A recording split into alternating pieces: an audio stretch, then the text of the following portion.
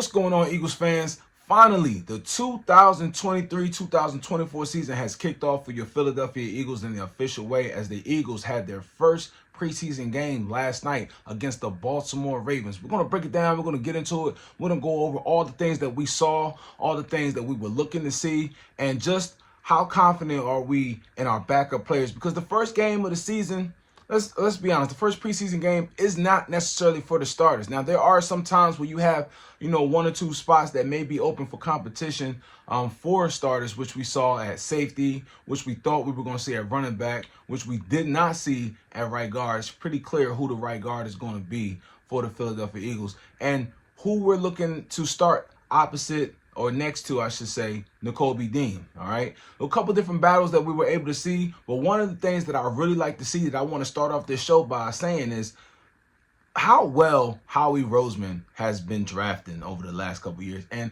I know a lot of times Howie Roseman is getting a lot of talk, but sometimes I really feel like Howie Roseman is not talked about enough, okay? Before we get into the highlights and observations from the preseason game against the Ravens, okay, let's just look and take a minute to appreciate this draft class, okay?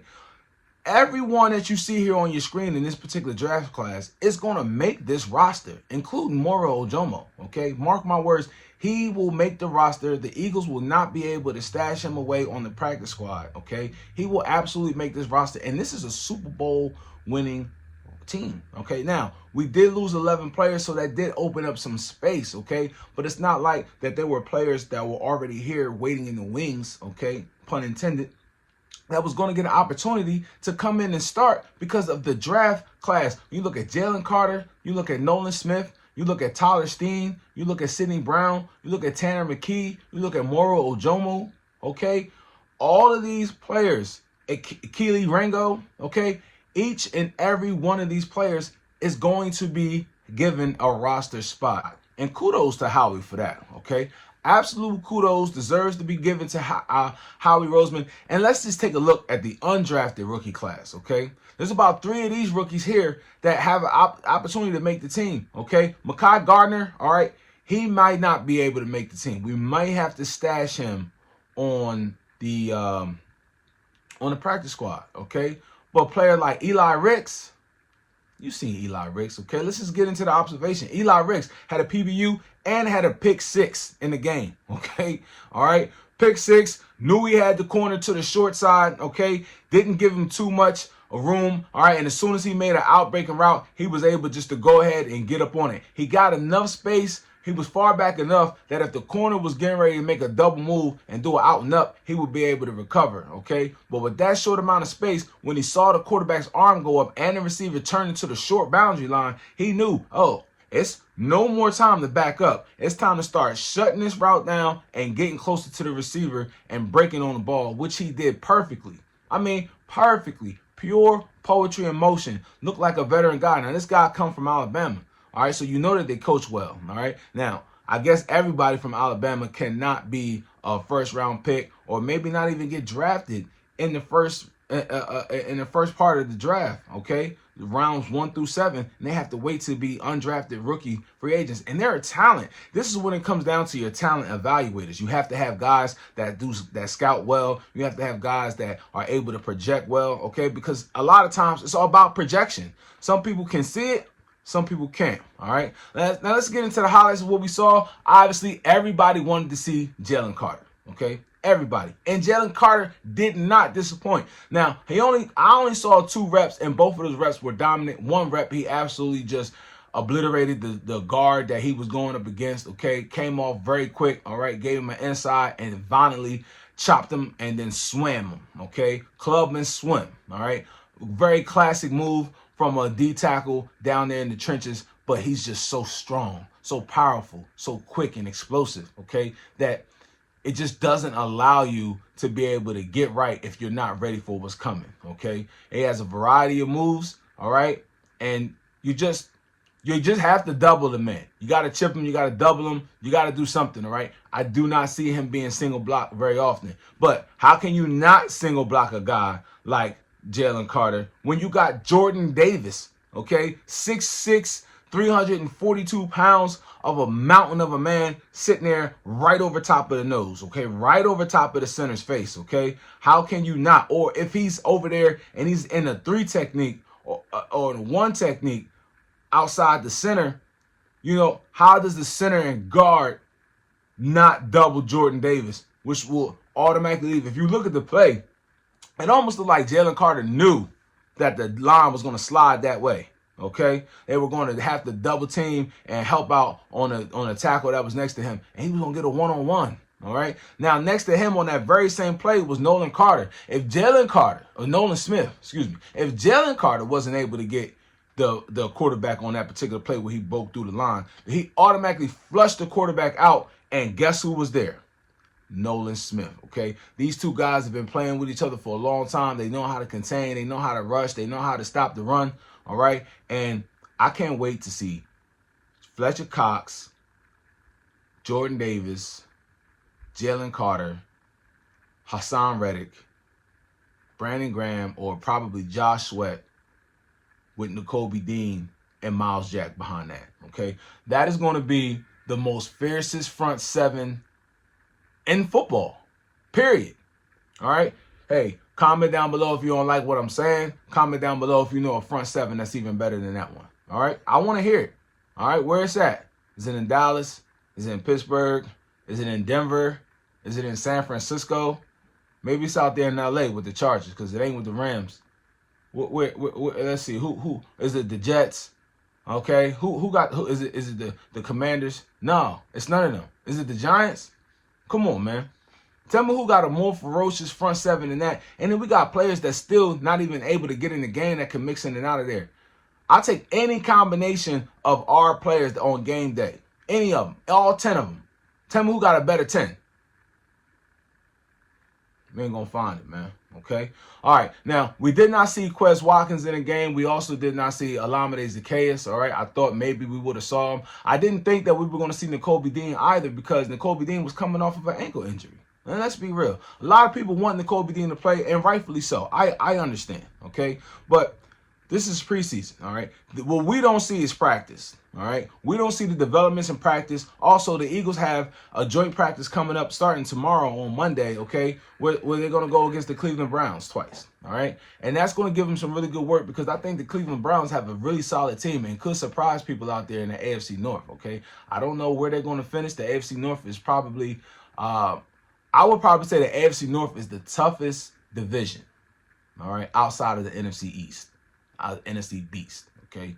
Because you look at teams like Pittsburgh, you look at Baltimore, you look at Cincinnati, and you look at Cleveland, okay? Now, any one of these teams I feel like has a chance to make the playoffs. If there was one team that I think is fighting or climbing the biggest uphill battle, it probably definitely have to be Cleveland, okay? However, it's going to be some ferocious competition. Myles Garrett's coming in. Deshaun Watson's coming in. We're going to see what's going on with this team. And I'm excited to see how the Philadelphia Eagles is going to stack up against them and get that good work in, okay? So, again, this is about getting guys through the preseason, okay, and into the season. This is, you can evaluate a player. Like, how much you going to evaluate Nakobe Dean going up against the Baltimore Ravens 2s and 3s? Okay, although the Baltimore Ravens did try to get slick out there, okay, they did. They tried to get slick out there, all right, and they started Josh Johnson and then came back in the second half with Tyler Huntley.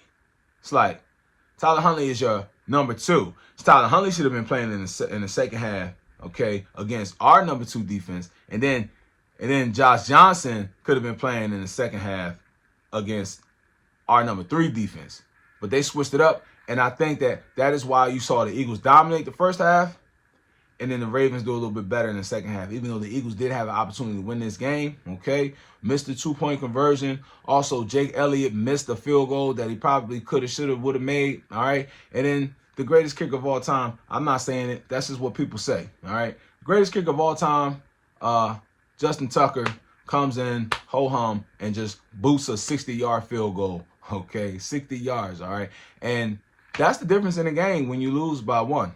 All right. We was going to go for 2 so we can win. We could have kicked the field goal to extra point and just tie the game up, man. But it's preseason. Okay.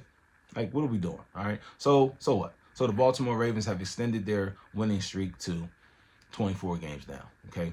Congratulations, all right? We were just in the Super Bowl last year, and we just won the Super Bowl a couple years ago. I don't think Baltimore has done squat since they've been on their preseason winning streak. So the hell with that, okay? Tyler Steen, though, however, speaking of Tyler Steen, he looked very, very good at the left guard spot. Now, some people wanted to see him at the guard, didn't know he was playing tackle, or maybe think that he didn't do so well. I seen Tyler Steen putting guys on the ground, okay? Guys on the ground and violently putting guys on the ground, okay? That's what you love to see out of a left tackle because they make you think twice about rushing that man, okay? If that man gets up underneath you, he's going to pile drive you into the ground and lay on top of you. And I love for offensive linemen to play like that. I love nasty offensive linemen, all right? Because you got defenders coming at you with cruel, bad intentions, and I feel like my offensive linemen should be the same way. If they get an opportunity to return the favor and to bring the fight, do it. Okay, and that's what I saw. Saw a great explosion from Sidney Brown. We all know that this is an explosive player. Now, we're wondering why is Sidney Brown not getting more reps, okay? Like, why are they bringing him along so slowly? I think they just want to make sure, okay? Playing safety is a position that you got a lot of things going on, a lot of different formations, a lot of different route combinations, okay? A lot of calls that you got to make, all right? And you're the last resort in the defense, okay? And talent, be it or be it not, gotta make sure, okay? Gotta make sure. And then on top of that, we have some pretty solid players, okay? Reed Blankenship has already solidified his starting spot on the team, all right? And we went out and signed Terrell Edmonds. And anytime you spend that kind of money on a guy, you want to give a guy an opportunity, all right? The Eagles, if you look at the roster all the way around, we have a lot of luxury positions, okay, where we don't have to force guys to start right now because of the players that we have in here. All right. And I feel like that's one of the best things we could do for Sidney Brown. If we don't have to start Sidney Brown right away, I'm fine with bringing him up. OK, because the more he knows, the more confident he is in what he knows and what he's seeing and what he's doing. We already see how fast and explosive he moves out there on the football field. You can see it. OK, now give him the time to really soak it in, really develop his craft out there as being a professional football player, okay? Understanding what's going on. And we have the luxury of doing that. Kayvon Wallace is playing very well. Terrell Edmonds is playing very well, okay? Justin Evans, I'm not so sure about that. I'm pretty sure he's not going to be on the team, but whatever, okay? Reed Blankenship, Terrell Edmonds, Kayvon Wallace, and Sidney Brown.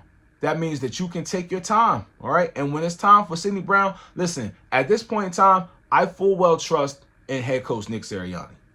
There's not a move that he can make, a call that I'm a question, because everything he's done up until this point has made sense, and everything he's done up until this point, we've seen the growth in this Philadelphia Eagles football team. We've seen it. And I was one of the guys pounding the table back when Coach Sirianni first got here. Hey, no one knew who he was, but if you look at his record in Indianapolis, with 3 different quarterbacks, you saw that this man knew how to coordinate an offense and fit an offense to the personnel that he has, okay? And not only can he do that for an offense, he can do it for a whole team. This guy's galvanized this team. The players love him. The coaches love him. Everyone respects him. And him and Howie work together seamlessly, man. Very, very excited from what I saw from a lot of the free agents, the undrafted free agents that we have. Very happy what I saw from the draft picks that we drafted this year, okay? And it looks like this Philadelphia Eagles team is in great hands, man.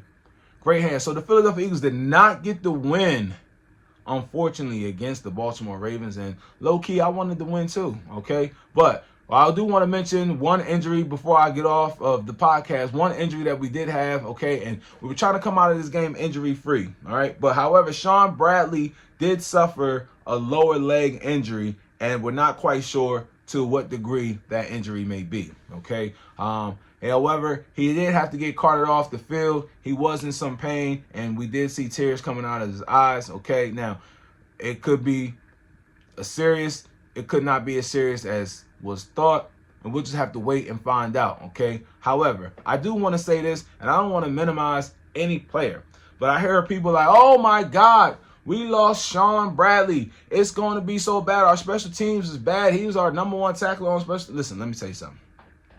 It's special teams, man. Give somebody else an opportunity to go down there. We got guys, we got veteran guys. I mean, what happened to the day where we used to have veteran players play special teams? We used to have our best players play special teams. Okay, now we got guys on the team that we're paying just to be a special teamer. You don't have any other value to us other than special teams. You can't even sniff or crack the starting lineup. You're just solely here for special teams. Not to knock a guy like Sean Bradley, but come on, okay? Listen, injuries are part of the game. Unfortunately, we lost a key special teamer. We'll put somebody else in his place, all right? Special teams is a 1-2. Guys going down there flying. Guys going down there making it happen. I believe that we'll be all right, all right? Shit, hell, just punt the ball out of bounds. They ain't got to worry about making the tackle on punt. Kick the ball out the end zone. Kick it out the end zone. You feel me? And then you ain't got to worry about anybody having to make a tackle. Period. You know, just kick the ball out the end zone, punt the ball out of bounds. And there you go, man. Listen, the Philadelphia Eagles lose, unfortunately, to the Baltimore Ravens 20-19, okay? But we saw very good things from everybody that you wanted to see, including Jalen Carter, Nolan Smith, all right? We saw good things from Keely Ringo. We saw good things from Tyler Steen. We saw great things from Tanner McKee, okay? I think Tanner McKee can maybe even compete with Marcus Mariota for that second spot. The Eagles drafted him. He's not typically your running type of quarterback, but he's used to running an RPO type of system, okay? And we seen another guy in here running that kind of system that wasn't the greatest runner. He happened to win us the Super Bowl. I will not mention his name, although I'm giving him credit. I don't want to get nobody started. You know, the Folesian Society out there, okay? All right? Now, we will forever be indebted to that man, okay? But, yeah. You know, that's just is what it is, man. Yo, this your boy TK, the official, man. The Philadelphia Eagles take an L in the first preseason of the 2023-2024 season, all right? But that's all right. Joint practices will be happening tomorrow against the Cleveland Browns down there at the NovaCare Complex, all right? As soon as we know what's what, we'll let you know. I'll let you know. It's your boy TK, the official, man. This is TK Sports Talk when we talk about the NFL, but more importantly, we talk about the Birds, man. I'm gone. Go Birds.